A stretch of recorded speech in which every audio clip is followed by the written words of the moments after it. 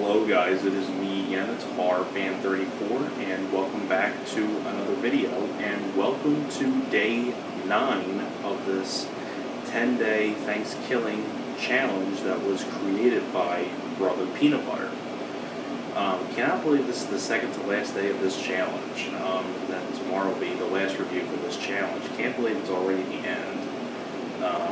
You know, it's been a lot of fun doing this marathon too, by the way. Really glad to be a part of this challenge.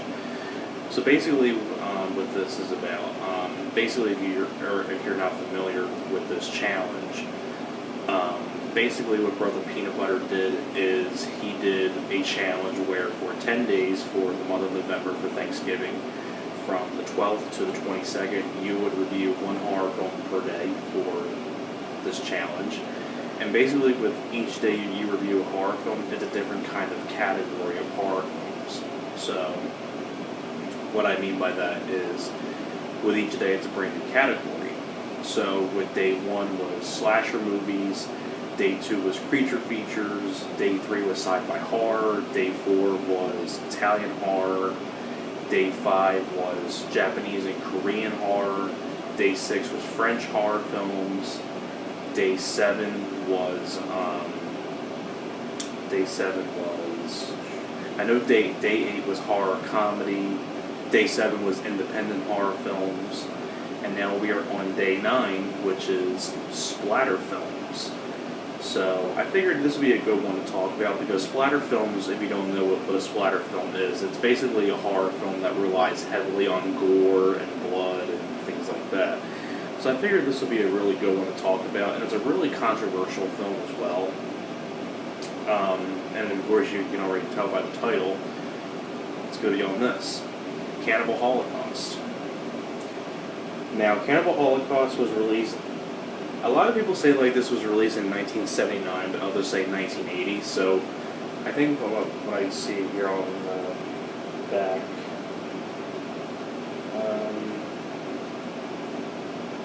I'll just say it was I'm just gonna say 1980, just because I think that's what it says on IMDb with the year it came out.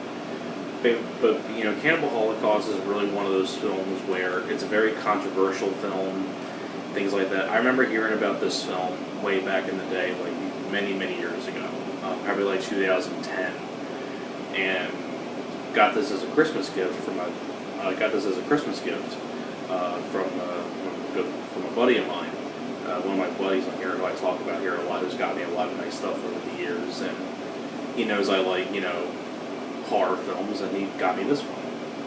And not only on that too, it was also the deluxe edition DVD with a lot of features on it.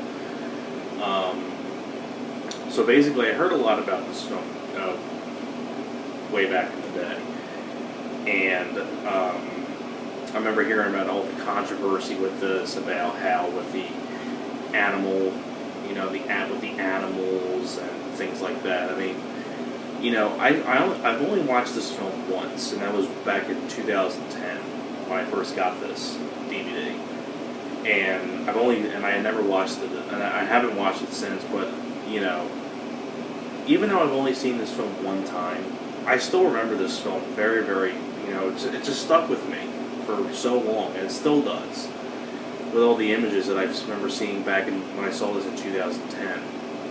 Because basically, you know, if you don't know the story, it's about, you know, a film crew filming a documentary going out into this forest with these cannibals, and they go missing, things like that, and then it shows like these people finding their footage, and then they watch the footage and see what happened during this expedition in the jungle where these cannibals were at.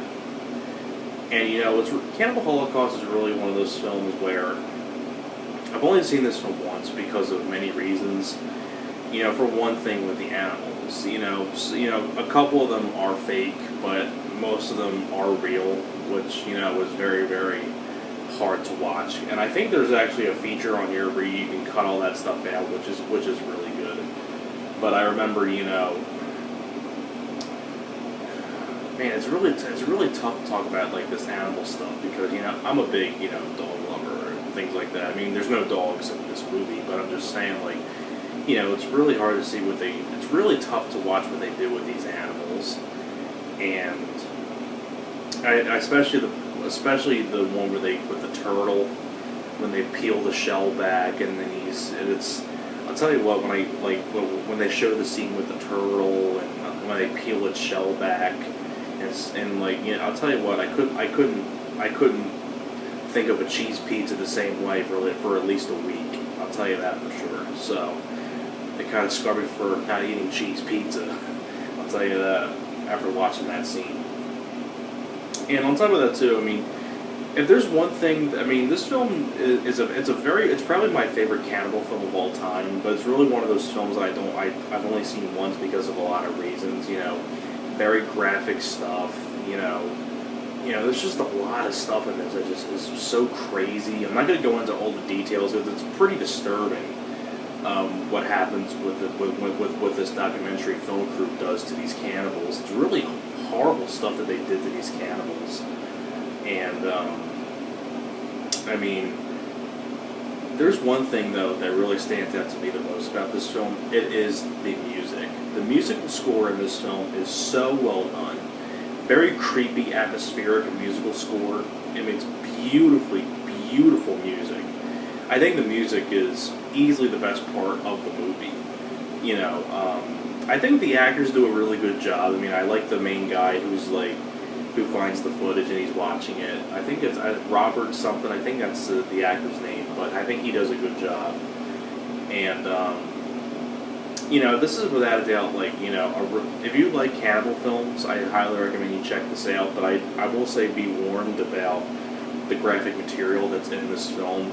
You know, it's tough to watch, you know, like, especially like with the animals and things like that. It's just really hard to watch because knowing that most of them were real, not fake, you know, it's just kind of makes you go, ooh, like when it happens and things like that. But, I mean, I don't want to go into a whole lot of detail about Cannibal Holocaust because it's a very disturbing movie. It's a very shocking film. You know, it's very controversial. But it's a beautifully directed film by it's directed very well by Ruggero Deodato, which I know that Ruggero Deodato actually went to prison, I think for at least a year, because, you know, they thought like all of this stuff was real, and, you know, some of the stuff was real, but, like, you know, they thought like the people went missing and things like that, but little did they know they were just actors and things like that. So there was a whole bit of controversy with that.